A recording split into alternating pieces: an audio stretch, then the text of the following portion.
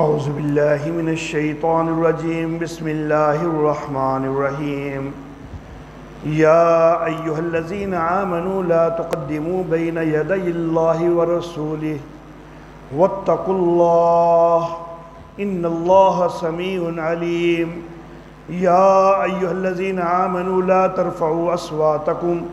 فوق صوت النبی ولا تجہروا له بالقول کجہر بعضکم لبعض ان تحبط اعمالکم وانتم لا تشعرون ان الذین یغضون اصواتهم عند رسول اللہ اولئک الذین امتحن اللہ قلوبهم للتقوی لهم مغفرۃ واجر عظیم صدق اللہ مولانا العلی العظیم وبلغنا نبیہ ورسولہ الکریم۔ سورۃ الحجرات مدنی دور میں نازل ہونے والی سورہ مبارکہ ہے۔ تلاوت کی ترتیب میں اس کا نمبر 49 ہے۔ نزول کے لحاظ سے اس کو 106 نمبر پر قرار دیا جاتا ہے۔ سورہ مبارکہ مدنی دور کے آخری حصہ میں نازل ہوئی ہے۔ سورہ مبارکہ کی ابتدائی آیات بنو تمیم کے ایک وفد کے حوالہ سے ہیں، اور یہ وفد سن 9 ہجری میں مدینہ میں آیا تھا۔ اسی طرح اس سورہ مبارکہ کے اندر آیت نمبر 6 کے اندر ایک واقعہ حضرت ولید بن عقبہ رضی اللہ تعالی عنہ کے حوالہ سے ہے، جو کہ بنو مستلق کی طرف زکوٰۃ لینے کے لیے گئے تھے، اور حضرت ولید بن عقبہ جو ہیں یہ فتح مکہ کے موقع پر 8 ہجری میں مسلمان ہوئے ہیں۔ تو بہرحال ان شہادتوں سے پتہ چلتا ہے کہ یہ سورہ مبارکہ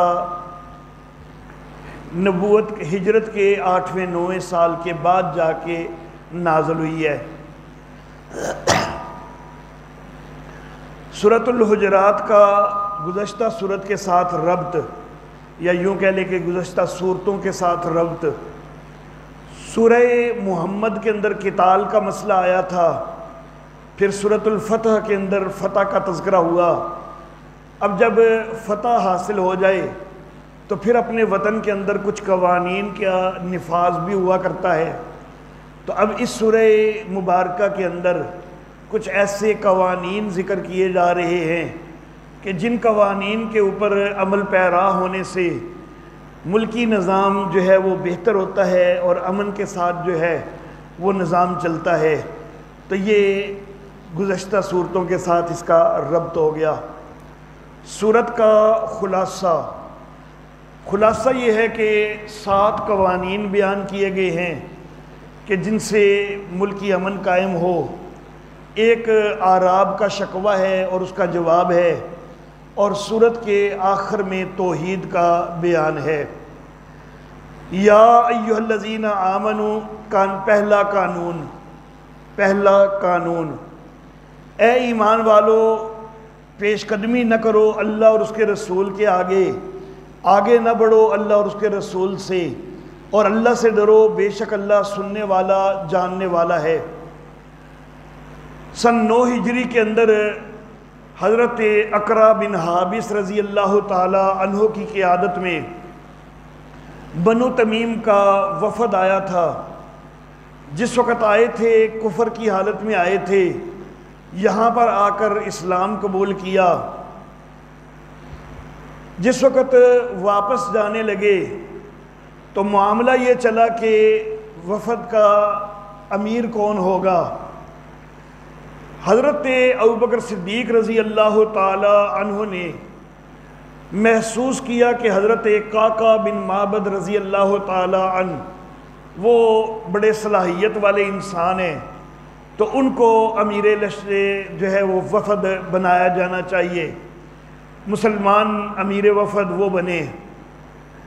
تو حضرت ابوبکر صدیق رضی اللہ تعالی عنہ نے یہ تجویز پیش کر دی کہ قعقاع بن معبد رضی اللہ تعالیٰ عنہ کو ان کا امیر مقرر کر دیا جائے۔ حضرت عمر فاروق رضی اللہ تعالی عنہ شاید ان کے دل میں یہ سوچ آئی کہ پہلے جس وقت یہ لوگ آئے ہیں تو حضرت اقرا بن حابس جو ہے وہ امیر ہیں، اب اگر ان کو ہٹانا ہو تو کوئی معقول وجہ ہو تو تب تو ہٹائیں، اگر بغیر کسی معقول وجہ کے ان کو ہٹا کے قعقاع بن معبد کو جو ہے وہ امیر بنا دیا جائے تو حضرت اقرا بن حابس کے دل میں پریشانی پیدا ہوگی کہ میرا کیا قصور ہے، جس وقت میں اسلام میں نہیں ہے تو میں امیر ہوں، جب اسلام میں آیا ہوں تو میری امارت آتے ساتھ ختم کر دی گئی ہے تو میرا کیا قصور ہے۔ تو شاید اس خیال سے حضرت عمر فاروق رضی اللہ تعالی عنہ نے تجویز پیش کی کہ نہیں، حضرت اقرا بن حابس جو ہیں ان کو امیر مقرر کرنا چاہیے۔ جب حضرت ابوبکر صدیق رضی اللہ تعالیٰ عنہ کے بعد انہوں نے دوسرا نام پیش کر دیا تو بعض اوقات شیطان بڑے بڑے اصحاب، بڑے بڑے افراد، ان کے ذہن میں بھی کوئی نہ کوئی الٹی بات ڈالنے میں کامیاب ہو ہی جاتا ہے،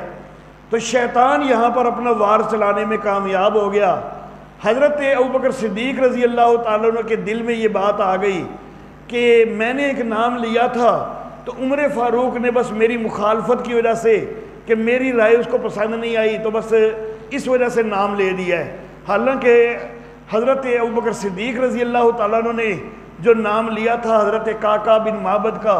تو وہ بھی ایک خلوص نیت کے ساتھ انہوں نے صلاحیت سمجھی تھی تو تب نام لیا تھا۔ حضرت عمر فاروق رضی اللہ تعالیٰ عنہ نے بھی ایک حکمت کے تحت نام لیا تھا کہ حضرت اقرا بن حابس کو پریشانی نہ ہو، تو دونوں جو ہیں وہ اپنے اپنے طور پر درست تھے، لیکن حضرت ابوبکر صدیق رضی اللہ تعالیٰ عنہ کے دل میں یہ خیال آ گیا کہ یہ صرف میری مخالفت کرنے کے لیے حضرت عمر فاروق نے دوسرا نام پیش کر دیا ہے، تو صرف خیال ہی نہیں آیا، زبان پر بھی لے آئے یہ بات کہ آپ نے بس میری مخالفت کرنی ہے، میں نے جو نام لے دیا تو آپ نے ضرور دوسرا نام لینا ہے۔ دوسری طرف حضرت عمر فاروق تو پہلے ہی جذباتی طبیعت کے مالک ہیں تو وہ بھی غصے میں تھوڑا آگے، آوازیں کچھ بلند ہونا شروع ہو گئیں، تو اللہ رب العزت کی طرف سے یہ آیات مبارکہ نازل ہوئیں، ایمان والو اللہ اور اس کے رسول سے آگے نہ بڑھا کرو۔ ابھی تو رسول نے تم سے مشورہ مانگا بھی کوئی نہیں، اس نے پوچھا بھی کوئی نہیں کہ امیر کس کو بنانا چاہیے، نبی نے اپنی رائے کا کوئی اظہار بھی کوئی نہیں کیا، معلوم نہیں کہ نبی نے جو ہے وہ امیر تبدیل کرنا بھی تھا کہ نہیں کرنا تھا، تو تم پہلے جو ہے وہ آپس میں مشورے جو ہے نا وہ آگے بڑھ کر تو مشورے دینے لگ گئے، تجویزیں دینے لگ گئے، تو ایسے نہ کیا کرو۔ جب نبی محفل کے اندر موجود ہے تو نبی کی بات کا انتظار کیا کرو کہ نبی کیا فرماتے ہیں، جب نبی کی بات ہو جائے پھر نبی خود تم سے کوئی مشورہ مانگے تو تب آگے بڑھ کے مشورہ دیا کرو۔ یا ایھا الذین آمنوا لا ترفعوا اصواتکم، دوسرا قانون، ایمان والو اب اس موقع پر تمہاری آوازیں بلند ہوئی ہیں، لیکن نبی کی موجودگی میں تو آوازیں بلند نہیں ہونی چاہیے، اپنی آوازیں بلند نہ کرو نبی کی آواز سے، وَلَا تَجْهَرُوا لَهُ بِالْقَوْلِ، اور اونچی آواز سے اس سے بات نہ کرو جس طرح ایک دوسرے سے اونچی آواز سے بات کرتے ہو، ایسا نہ ہو کہ تمہارے اعمال برباد ہو جائیں اور تم کو پتہ بھی کوئی نہ چلے۔ اب دم بدم پڑھو درود، حضرت بھی ہیں یہی موجود اور مولوی صاحب ساتھ سپیکر پہ شروع ہوئے ہوتے ہیں، اللہ کا تو حکم ہے کہ نبی موجود ہو تو اس کی موجودگی میں آواز نبی کی آواز سے بلند کوئی نہیں کرنی، اور یہ سپیکر میں بھی جو ہے نا وہ بڑے زوردار انداز میں شعلہ بیانی کر رہے ہوتے ہیں، اور ساتھ یہ نظریہ ہوتا ہے کہ حضرت بھی ہیں یہی موجود۔ نبی اکرم صلی اللہ علیہ وآلہ وسلم کی قبر اطہر پر بھی جائیں نا تو اگرچہ نبی اکرم صلی اللہ علیہ وسلم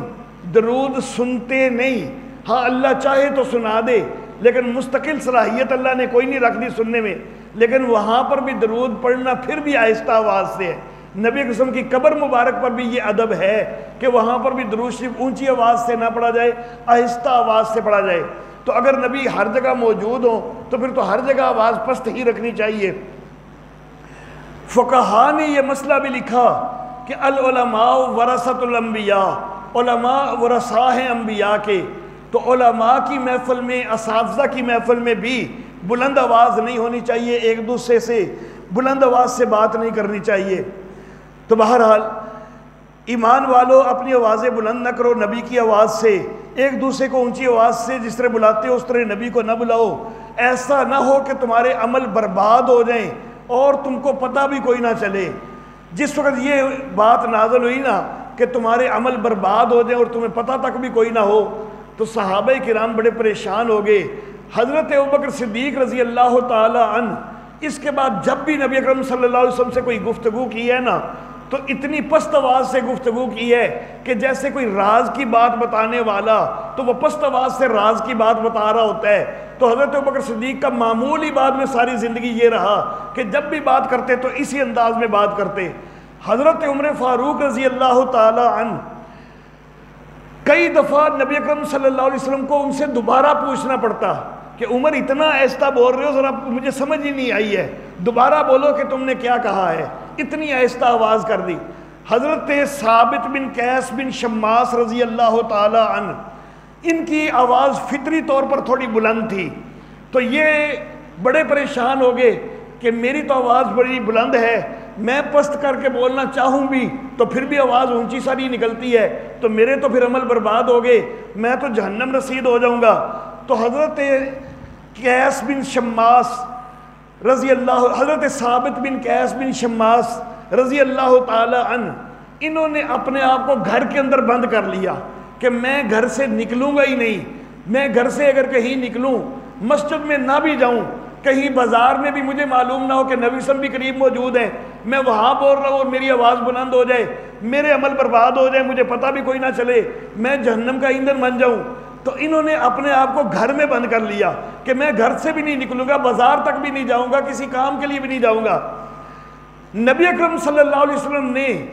کچھ وقت دیکھا کہ حضرت ثابت بن قیس نہیں آ رہے، تو نبی اکرم صلی اللہ علیہ وسلم نے ان کی غیر حاضری کو محسوس کر لیا کہ کچھ دنوں سے وہ نظر نہیں آ رہے۔ تو نبی اکرم صلی اللہ علیہ وسلم نے حضرت ثابت کے ہمسائے تھے حضرت سعد بن معاذ رضی اللہ تعالی عنہ، ان سے کہا کہ آپ ذرا حال تو پوچھو ثابت بن قیس بن شماس کا، کافی دنوں سے وہ محفل میں نظر نہیں آ رہے۔ حضرت سعد بن معاذ نے جا کے پھر صورتحال معلوم کی تو پھر پتہ چلا کہ اس آیت مبارکہ کی وجہ سے نہیں آ رہے، اور وہ یہ سمجھ رہے ہیں کہ میرے اعمال برباد ہو گئے تو میں تو جہنم کا ایندھن بن جاؤں گا۔ تو نبی اکرم صلی اللہ علیہ وسلم نے کہا کہ سعد جا کے اس کو کہو کہ تم جہنمی نہیں ہو، تم تو جنتی ہو، تم میری محفل میں آیا کرو۔ تو اس طرح ان کو خوشخبری حاصل ہو گئی جنت کی، اور یہ خوشخبری جو ہے پھر یہ پوری اس انداز میں ہوئی کہ جنگ یمامہ کے اندر حضرت ثابت بن قیس بن شماس ان کو شہادت نصیب ہو گئی اور یہ سیدھے جنت کے مستحق ہو گئے۔ ان الذین یغضون اصواتہم، بے شک وہ لوگ کہ جو پست رکھتے ہیں اپنی آوازیں اللہ کے رسول کے سامنے، تو وہ لوگ ہیں کہ جن کے دلوں کو اللہ نے جانچ لیا ہے، ان کا امتحان لے لیا ہے تقویٰ کے لیے، ان کے لیے بخشش ہے اور اجر عظیم ہے۔ ان الذین ینادونک من وراء الحجرات، بے شک وہ لوگ جو آوازیں دینے لگ جاتے ہیں تجھے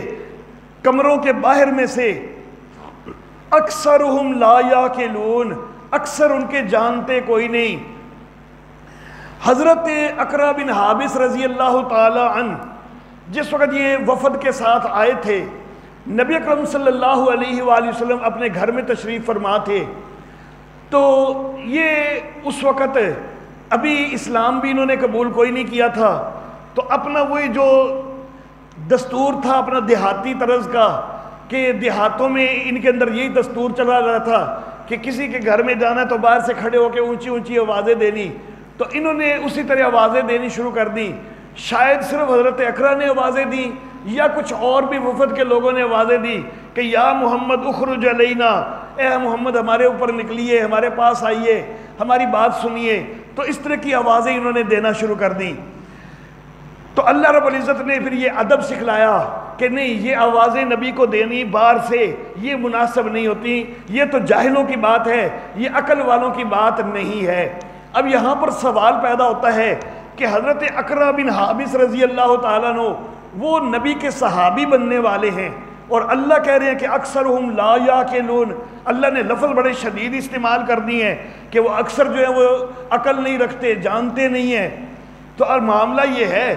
کہ ٹھیک ہے لفظ بڑے شدید استعمال ہوئے ہیں، لیکن یہ حضرت اقرا کے اس عمل پر استعمال ہوئے ہیں کہ جب ابھی کفر یا جہالت کا دور ان کے اندر تھا، ابھی وہ مسلمان نہیں ہوئے تھے، تو جس وقت ابھی وہ کفر یا جہالت میں ہیں تو پھر لا تاکلون ظاہر جہالت ہے، تو اس وقت کے لیے یہ لفظ استعمال کرنا یہ ان کے حال کے مناسب ہے کہ اس وقت ابھی کفر یا جہالت میں تھے، لیکن جو ہی وہ اسلام میں داخل ہوئے ہیں تو اگلی آیت میں اللہ نے یہ بھی تو فرمایا ہے نا کہ واللہ غفور الرحیم، اللہ بخشنے والا مہربان ہے۔ ان کی وہ جاہلیت کے دور میں جو ایک ان سے لغزش ہو گئی کہ انہوں نے باہر کھڑے ہو کے آوازیں دینی شروع کر دی تو اللہ نے ان کو بخش بھی دیا ہے، اللہ بخشنے والا مہربان ہے۔ وَلَوْ أَنَّهُمْ صَبَرُوا، اگر وہ صبر کرتے یہاں تک کہ آپ خود ان کے اوپر نکلتے تو یہ ان کے لیے بہتر تھا۔ وَاللَّهُ غَفُورٌ الرحیم، لیکن بہرحال انہوں نے ایسا نہیں کیا، ان کو اس ادب کا علم نہیں تھا، تو پھر بھی اب ان کو معلوم ہو چکا ہے کہ یہ ان سے غلطی ہوئی ہے، اب بھی اگر وہ توبہ کرتے ہیں تو اللہ بخشنے والا ہے، مہربان ہے۔ اور یقیناً حضرت اقرا بن حابس رضی اللہ تعالیٰ عنہ نے بہترین انداز میں توبہ کی ہے اور اللہ کی بخشش اور مہربانی کے مستحق ہوئے ہیں۔ یا ایھا الذین آمنوا، تیسرا قانون، اے ایمان والو، اگر تمہارے پاس کوئی فاسق آ جائے کوئی خبر لے کر تو تحقیق کر لیا کرو، ایسا نہ ہو کہ تم کسی قوم کے اوپر جہالت سے جا پڑو، پھر جو تم نے کیا اس کے اوپر نادم ہونا پڑے تم کو۔ واقعہ کچھ یوں پیش آیا کہ بنو مستلق کے سردار حضرت حارث بن زرار رضی اللہ تعالی عنہ نبی اکرم صلی اللہ علیہ وسلم کی خدمت میں حاضر ہوئے، اسلام قبول کیا تو نبی اکرم صلی اللہ علیہ وسلم نے ان کو اسلام کی بنیادی تعلیمات سے آشناس کیا، جس میں زکوٰۃ کی تعلیم بھی ان کو بتلائی۔ تو جس وقت اسلام کی بنیادی تعلیمات سے ان کو روشناس کیا گیا اور زکوٰۃ کا بھی ان کو بتلایا گیا، انہوں نے اجازت طلب کی کہ میں واپس جاتا ہوں، جا کے میں اپنی قوم کو بھی تبلیغ کرتا ہوں۔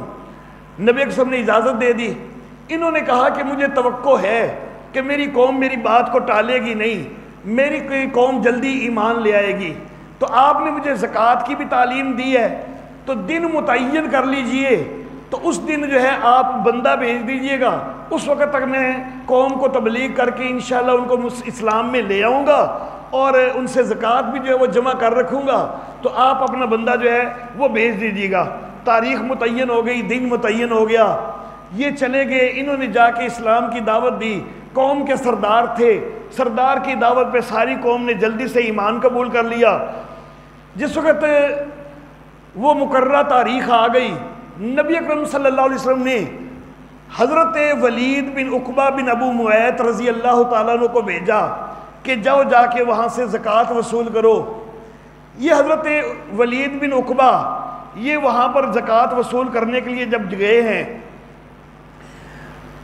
حضرت حارث بن زرار رضی اللہ تعالی عنہ ان کو معلوم تھا کہ نبی اکرم صلی اللہ علیہ وسلم کے قاصد آ رہے ہیں،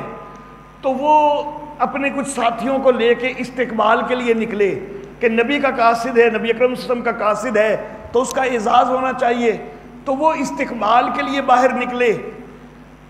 دوسری طرف یہ ہوا کہ حضرت ولید بن عقبہ رضی اللہ تعالی عنہ ان کی دور جاہلیت سے کچھ چپکلش تھی بنو مستلق کے ساتھ، اور یہ اب نبی اکرم صلی اللہ علیہ وسلم کا حکم ان کو ہو گیا تھا کہ آپ جا کے زکوٰۃ وصول کریں۔ انکار تو کر نہیں سکتے تھے، یہ چل تو پڑے تھے لیکن دل میں ڈر بھی رہے تھے کہ میری ان کے ساتھ جاہلیت کے دور سے چپکلش ہے تو کہیں مجھے وہ قتل ہی نہ کر دیں، کیونکہ جاہلیت میں تو ایسا ہی ہوتا تھا کہ جو کوئی دشمن قابو آ گیا تو مار دو اس کو، تو یہ دل میں ڈر بھی رہے تھے۔ اب جس وقت انہوں نے دیکھا نا کہ وہ لوگ دور سے جو ہے نا ان کو نظر آئے کہ وہ باہر نکلے ہوئے ہیں، تو حضرت ولید بن عقبہ دل میں ڈر گئے کہ کہیں مجھے قتل کرنے کے ارادے سے تو نہیں نکلے، ان کو اطلاع مل گئی کہ ولید آ رہا ہے تو اس لیے یہ نکلے ہوں گے کہ مجھے قتل کر دیں، تو یہ یہیں سے جو ہے نا واپس ہو گئے۔ انہوں نے یہی سمجھا کہ یہ مجھے قتل کرنے کے ارادے سے نکلے ہیں۔ واپس آ کے انہوں نے نبی اکرم صلی اللہ علیہ وسلم سے یہ بات کہہ دی کہ میں تو جی جا رہا تھا لیکن میری چونکہ ان سے پرانی دشمنی بھی ہے، عداوت ہے، تو وہ تو مجھے قتل کرنے کے ارادے سے آگے سے نکل آئے تو میں تو واپس آ گیا ہوں۔ نبی اکرم صلی اللہ علیہ وسلم نے حضرت خالد بن ولید رضی اللہ تعالیٰ عنہ کی قیادت کے اندر ایک دستہ تیار کیا کہ آپ جائیں اور جا کے، لیکن پہلے جا کے حالات کو معلوم کرنا ہے. اگر واقعی وہ زکوٰۃ کے منکر ہو رہے ہوں اور ایمان انہوں نے قبول نہ کیا ہو تو پھر ان کے اوپر حملہ کرنا ہے، لیکن پہلے حالات معلوم کر لیجئے گا. اب ایک روایت کے مطابق حضرت خالد نے جا کے حالات معلوم کیے اور یہ معلوم ہوا کہ ایسا کوئی معاملہ نہیں ہے. اور دوسری روایت کے مطابق ابھی حضرت خالد یہاں سے اپنا دستہ لے کر نہیں چلے تھے تو وہ لوگ زکوٰۃ کی رقم لے کر خود حاضر ہو گئے کہ ہم آپ کے قاصد کا انتظار کرتے رہے ہیں، قاصد ہمارے تک پہنچا کوئی نہیں، تو ہم زکوٰۃ کی رقم خود لے کے حاضر ہو گئے ہیں. تو بہرحال یہ واقعہ پیش آیا. اللہ فرماتے ہیں ایمان والو اگر تمہارے پاس کوئی فاسق کوئی خبر لے کے آئے تو تحقیق کر لیا کرو. ایسا نہ ہو کہ تم کسی قوم کے اوپر جہالت سے جا پڑو،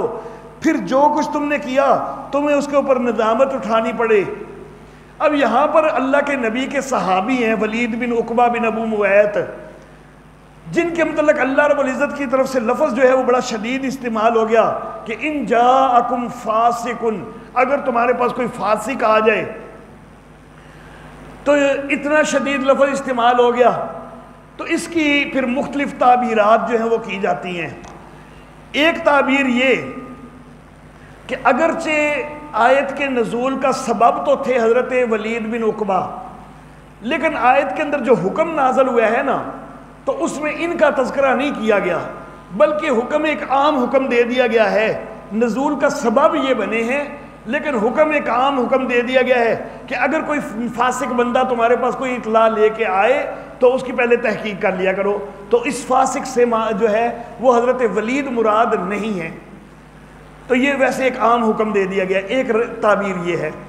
دوسری تعبیر یہ کہ حضرت ولید بن عقبہ نے بغیر تحقیق کے ایک بات نبی اکرم صلی اللہ علیہ وسلم سے کر دی تھی، اور بات بھی ایسی تھی کہ جس میں بنو مستلق کے اوپر ایک الزام لگا دیا تھا. تو کسی کے اوپر الزام لگانا ہے تو فسق کا کام، لیکن اس وجہ سے ہمیشہ کے لیے بہرحال کوئی فاسق نہیں ہو جاتے. فسق کے اوپر توبہ بھی تو ہو ہی جاتی ہے نا. اور یہ تو نبی کے صحابی ہیں، تو نبی کے صحابی سے تو اگر کوئی بھی غلطی ہو جائے، کوتاہی ہو جائے، تو وہ تو ایسی توبہ کرتا ہے کہ اللہ کی طرف سے سرٹیفکیٹ حاصل ہے کہ رضی اللہ عنہم ورضوا عنہ، اللہ کی طرف سے ان کی جو ہے وہ توبہ ضرور قبول ہو جاتی ہے. تو اگرچہ جس وقت انہوں نے کام کیا اس وقت وقتی طور پر ان کا کام فسق والا تھا، اس لیے فاسق کا لفظ تو استعمال ہو گیا، لیکن اس کا یہ مطلب نہیں کہ ان کے اندر یہ فسق جو ہے وہ کوئی ہمیشہ رہا اور وہ ہمیشہ کے لیے کوئی فاسق ہے. نہیں، بلکہ وہ بعد میں یقیناً تائب ہوئے اور اللہ رب العزت غفور و رحیم ہیں، اللہ نے ان کو بخش دیا، تو ان کے اوپر ہمیشہ کا فسق والا کوئی معاملہ نہیں ہے. ایک تیسری تعبیر جو میں اپنے ذوق کے مطابق کیا کرتا ہوں کہ جس وقت کوئی زیادہ قریبی ہوتا ہے نا تو اس وقت اگر اس سے کوئی تھوڑی سی بھی لغزش ہو جائے نا تو لفظ شدید آ جایا کرتے ہیں. تو یہاں پر بھی نبی کا صحابی ہے اور صحابہ اللہ کو بڑے پیارے ہیں، اور جب صحابی سے تھوڑی سی بھی لغزش ہوئی ہے نا تو پھر اللہ رب العزت کی طرف سے لفظ شدید استعمال ہو گئے ہیں. جس طرح خود نبی اکرم صلی اللہ علیہ وسلم کے لیے بھی اللہ رب العزت عبس وتولی جیسے لفظ استعمال فرما دیتے ہیں. تو یہ صرف زیادہ محبت کا ایک انداز ہوتا ہے شدید لفظ استعمال ہو جانا. تو اے ایمان والو اگر کوئی فاسق آ جائے کسی خبر کے ساتھ تو تحقیق کر لیا کرو. ایسا نہ ہو کہ تم کسی قوم کے اوپر جہالت کے ساتھ جا پڑو پھر اپنے کیے پر تم نادم ہو. اور جان لو کہ تمہارے اندر اللہ کا رسول موجود ہے. اگر وہ تمہاری اطاعت کرنے لگ جائے نا بہت سارے معاملات کے اندر تو تم مشقت میں پڑنے لگ جاؤ کہ اگر تمہاری باتیں مان کے وہ فیصلے کرنے لگ جائے. اور لیکن یہ کہ اللہ نے ایمان کو تمہارے لیے محبوب کر دیا اور اس کو تمہارے دلوں میں مزین کر دیا، اور اللہ نے کفر اور فسوق اور نافرمانی اس کو تمہارے لیے ناپسند کر دیا، تم اس سے ناپسند کرتے ہو. تو صحابہ کرام کی مجموعی حالت یہی ہے کہ کفر، فسوق، نافرمانی اس کو وہ ناپسند کرتے ہیں. کوئی اکا دکا واقعہ کسی صحابی سے کوئی لغزش کا ہو جائے وہ ایک الگ بات ہے، لیکن مجموعی حالت یہی ہے کہ صحابہ کرام کفر کو بھی ناپسند کرتے ہیں، فسوق کو بھی ناپسند کرتے ہیں، عصیان کو بھی ناپسند کرتے ہیں۔ اور ایک اور بات میں اپنے ذوق کے مطابق یہ کہا کرتا ہوں کہ ٹھیک ہے کوئی اکا دکا واقعہ کسی صحابی سے کوئی معمولی لغزش والا پیش آ تو جاتا ہے، لیکن یہ عملی طور پر اگرچہ پیش آ جاتا ہے، لیکن صحابی کبھی بھی اپنے دل کے اندر نہ کفر کو پسند کرتا ہے، نہ فسق کو پسند کرتا ہے، نہ عصیان کو پسند کرتا ہے۔ دل کے اندر کراہت اور ناپسندیدگی ہی ہوتی ہے، لیکن بہرحال ناپسندیدگی ہونے کے باوجود بعض اوقات کچھ لغزش ہو جاتی ہے، لیکن پھر اس کے اوپر صحابی وہ اللہ سے بخشش مانگتے ہیں، اور ایسی بخشش مانگتے ہیں کہ اتنا زیادہ توبہ کرتے ہیں کہ ایک صحابی کی توبہ کے متعلق نبی اکرم صلی اللہ علیہ وسلم نے فرمایا تھا کہ یہ اتنی بھرپور انداز میں توبہ کی ہے کہ اگر سارا مدینہ گناہگار ہو اور اس اکیلے کی توبہ کو سارے مدینے پر تقسیم کر دیا جائے نا تو سارے مدینے کی جو ہے وہ بخشش ہو جائے۔ وَإِن طَائِفَتَانِ چوتھا قانون،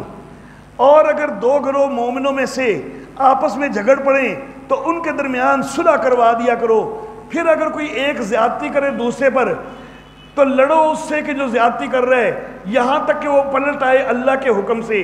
فَإِن فَاءَتْ پھر اگر وہ پلٹ آتا ہے تو ان کے درمیان صلح کروا دو عدل کے ساتھ اور انصاف کرو، بے شک اللہ انصاف کرنے والوں کو پسند کرتے ہیں۔ اللہ رب العزت کا حکم ہے کہ مومنوں کے دو گروہ آپس میں لڑ جائیں تو ان کو صلح کروا دیا کرو۔ گویا کہ مومنوں کی آپس میں لڑائی ہو بھی جائے نا تو ایمان ختم کوئی نہیں ہوتا۔ یہ نہیں ہوتا کہ کسی ایک گروہ کے اوپر کفر کا فتویٰ لگا لیا جائے۔ حضرت سیدنا علی المرتضیٰ رضی اللہ تعالی عنہ اور ان کے مقابلہ میں سیدہ عائشہ صدیقہ رضی اللہ تعالی عنہا جنگ جمل میں مقابل آ گئی۔ سیدنا امیر معاویہ رضی اللہ تعالیٰ عنہ جنگ صفین میں مقابل آ گئے، لیکن اس کا یہ مطلب نہیں کہ معاذ اللہ کوئی ایک گروہ جو ہے وہ کفر والا گروہ بن گیا ہے، ایسا کوئی نہیں ہے، بلکہ رحمت کائنات سید الانبیاء نبی اکرم صلی اللہ علیہ وآلہ وسلم نے حضرت حسن رضی اللہ تعالی عنہ کے متعلق یہ بات فرمائی تھی کہ ان ابنی ھذا سید، میرا یہ بیٹا سردار ہے، لعل اللہ، امید ہے کہ اللہ اس کے ذریعے صلح کروا دے گا، یصلح بہ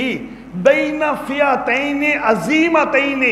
من المسلمین، مسلمانوں کے دو عظیم گروہوں کے اندر اللہ اس کے ذریعے صلح کروا دے گا۔ اور نبی اکرم صلی اللہ علیہ وسلم نے تو مومنوں کے مسلمانوں کے دو عظیم گروہ قرار دیے۔ ایک فئتن کی صفت جو ہے وہ کبیر بھی آ سکتی ہے، نبی اکرم صلی اللہ علیہ وسلم فئتین کبیرتین بھی کہہ سکتے تھے، لیکن نبی اکرم صلی اللہ علیہ وسلم نے فئتین عظیمتین فرمایا ہے۔ کبیر جو ہوتا ہے وہ صرف تعداد کے لحاظ سے بڑا ہوتا ہے، عظیم جو ہوتا ہے نا، جو عظیم گروہ ہے تو وہ تعداد کے لحاظ سے بھی بڑا ہوتا ہے، عظمت کے لحاظ سے بھی بڑا ہوتا ہے۔ تو نبی اکرم صلی اللہ علیہ وسلم نے ان کے رتبے کا بھی اظہار کیا کہ وہ کوئی معمولی رتبے والے نہیں ہیں، وہ بڑے عظیم لوگ ہیں اور مسلمان ہیں، صحابہ ہیں، ان کے اوپر کوئی کفر کے فتوے نہیں لگ سکتے۔ اور میں یہ کہا کرتا ہوں کہ حضرت حسن رضی اللہ تعالی عنہ نے صلح کی ہے جس وقت حضرت امیر معاویہ رضی اللہ تعالیٰ عنہ سے حضرت حسن چاہتے تو حضرت امیر معاویہ کو یہاں بلاتے، لیکن اور میرا یہ یقین ہے کہ نبی کا نواسہ اگر حکم دیتا تو حضرت امیر معاویہ بے شک عمر میں زیادہ ہیں لیکن وہ یقیناً حاضر ہوتے، لیکن حضرت حسن نے پھر بھی اپنے عاجزی کا اظہار رکھا اور صلح کے لیے ان کو نہیں بلایا، خود گئے ہیں، پھر ساتھ حضرت حسین کو بھی لے کے گئے ہیں اور فوج کے سالار حضرت قیس کو بھی لے کے گئے ہیں اور جا کے جو ہے وہ بیعت کی ہے۔ حضرت حسن نے بھی بیعت کی، حضرت حسین نے بھی، حضرت قیس بن سعد بن عبادہ نے بھی بیعت کی ہے۔ اب میں یہ کہتا ہوں میں نے حضرت امیر معاویہ کو خلیفہ مانا ہے نا تو وہ اس لیے مانا ہے کہ حضرت حسن نے بیعت کی ہے۔ اللہ کی قسم اگر حضرت حسن اپنی خلافت پر قائم رہتے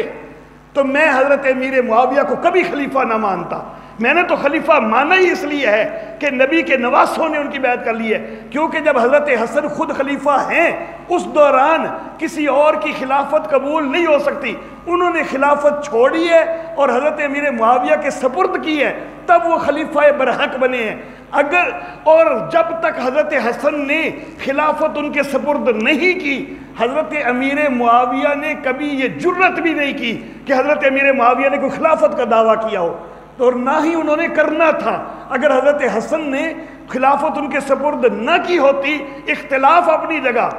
اختلاف رائے الگ بات ہے، لیکن دعویٰ خلافت نہ حضرت علی کے دور میں حضرت امیر معاویہ نے کیا ہے، نہ حضرت حسن کے دور میں حضرت امیر معاویہ نے کیا ہے۔ کوئی خلافت کی بیعت نہیں لی ہے اور بعد میں بھی کبھی نہ لیتے، اور نہ ہی وہ خلیفہ بنتے، نہ ہی ہم ان کو خلیفہ مانتے۔ ہم نے تو ماننا ہی اس لیے ہے کہ حضرت حسن نے مان لیا۔ تو جو کہتے ہیں کہ معصوم امام کی بات نہ ماننا وہ کفر ہوتا ہے، وہ خود کیوں نہیں مانتے؟ ہم نے تو نبی کے نواسے کی وجہ سے مانا ہے، تو جو فتوے لگاتے ہیں ان کو بھی تو ماننا چاہیے نا۔ تو بہرحال ایمان والوں، اگر دو گروہ مومنوں کے آپس میں لڑ پڑیں تو ان کے درمیان صلح کروا دیا کرو۔ اگر کوئی ایک زیادہ حد سے بڑھے دوسرے کے اوپر تو اس سے لڑو کہ جو حد سے بڑھ رہا ہے، یہاں تک کہ وہ اللہ کے حکم کی طرف پلٹ آئے۔ پھر اگر وہ پلٹ آئے تو ان کے درمیان عدل کے ساتھ صلح کروا دو اور انصاف کرو، بے شک اللہ انصاف کرنے والوں کو پسند کرتا ہے۔ مومن تو آپس میں بھائی بھائی ہیں، بے شک غلط فہمیوں سے اور منافقین اور قاتلین عثمان کے ہتھ کنڈوں کی وجہ سے ایک دوسرے کے مقابل بھی بظاہر نکل آئے ہیں نا، بے شک آپس میں جنگوں تک بھی نوبت پہنچ گئی ہے نا، لیکن مومن آپس میں رحماء بینہم ہیں۔ پچھلی صورت میں یہ بتایا، یہاں پر یہ کہا کہ مومن آپس میں بھائی بھائی ہیں، تو ان کی اخوت پھر بھی ختم کوئی نہیں ہوتی۔ انما المؤمنون اخوہ، مومن تو آپس میں بھائی بھائی ہیں، بھائیوں کی آپس میں صلح کرا دیا کرو، اللہ سے ڈرو تاکہ تم پر رحم کیا جائے۔ وآخر دعوانا